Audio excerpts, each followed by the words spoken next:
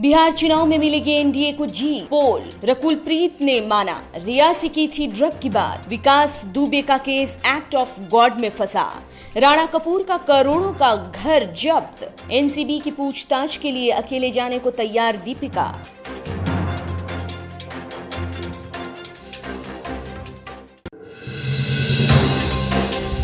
बिहार में होने वाले विधानसभा चुनाव में अब एग्जिट पोल के नतीजे सामने आने लगे हैं। बिहार विधानसभा चुनाव की तारीखों की घोषणा हो चुकी है। इसी के साथ भारत में महागठबंधन और एनडीए को लेकर किसकी जीत होगी, इस पर सर्वे किया गया है, जिसमें एनडीए को सीमांचल, मिथिलांचल और पूर्वी बिहार की 101 सीटों में एनडीए को बड़ी बढ़त मिलती नजर आ रही है। यहां एनडीए को 67 से 70 सीटों पर मिल सकती है जीत।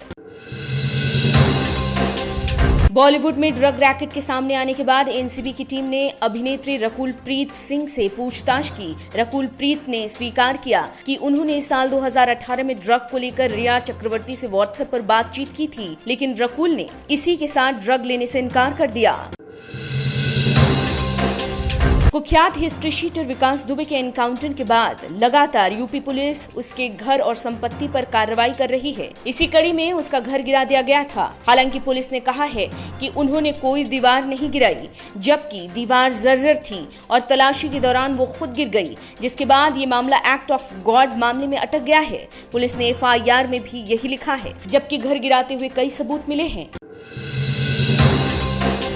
किंग्स 11 पंजाब और रॉयल चैलेंजर्स बैंगलोर के बीच हुए मुकाबले में बैंगलोर की हार का मजाक उड़ाते हुए पूर्व खिलाड़ी और कमेंटेटर सुनील गावस्कर ने बैंगलोर के कप्तान विराट कोहली की अभिनेत्री पत्नी अनुष्का को लेकर टिप्पणी की थी, लेकिन अब इसका जवाब देते हुए अनुष्का ने कहा कि आपका बयान वाकई में काफी अप्रिय है। एक क्रिकेटर के खेल के लिए उसकी पत्नी को जिम्मेदार ठहराना कहां तक सही है।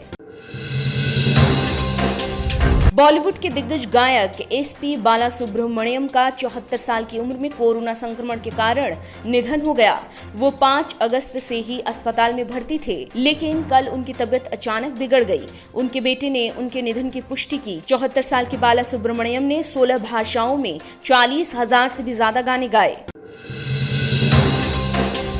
आतंकी संगठन अलकायदा पर वैश्विक स्तर पर प्रतिबंध लगा होने के बाद अमेरिका की ओर से एक बयान जारी किया गया है, जिसके मुताबिक अलकायदा अब केवल छोटे पैमाने पर ही सक्रिय है और जल्द ही इस आतंकी संगठन का खात्मा हो जाएगा। आपको बता दें कि अलकायदा का गठन केवल भारत को नुकसान पहुंचाने के लिए 2014 में किया गया था। हालांकि अमेरिका ने ये भी कहा कि अलकायदा अमेरिका को भी निशाना बनाने की कोशिश में लगा है।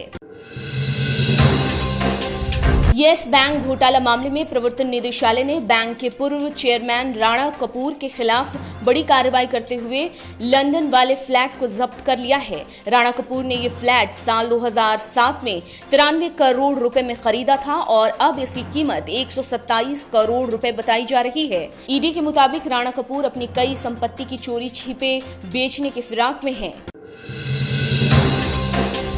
टेलीकॉम कंपनी वोडाफोन ने आखिरकार भारत सरकार के खिलाफ लगभग 20,000 करोड़ रुपए के रेट्रोस्पेक्टिव टैक्स विवाद में जीत हासिल की है। ये केस करीब 6 सालों से चल रहा है। हेग स्थित परमानेंट कोर्ट ऑफ आर्बिट्रेशन ने वोडाफोन के पक्ष में फैसला सुनाते हुए कहा कि अब भारत सरकार वोडाफोन से कोई टैक्स नहीं लेगी, बल्कि लीगल खर्च के तौर पर भारत सरकार को ही 40 करोड़ का भुगतान करना होगा।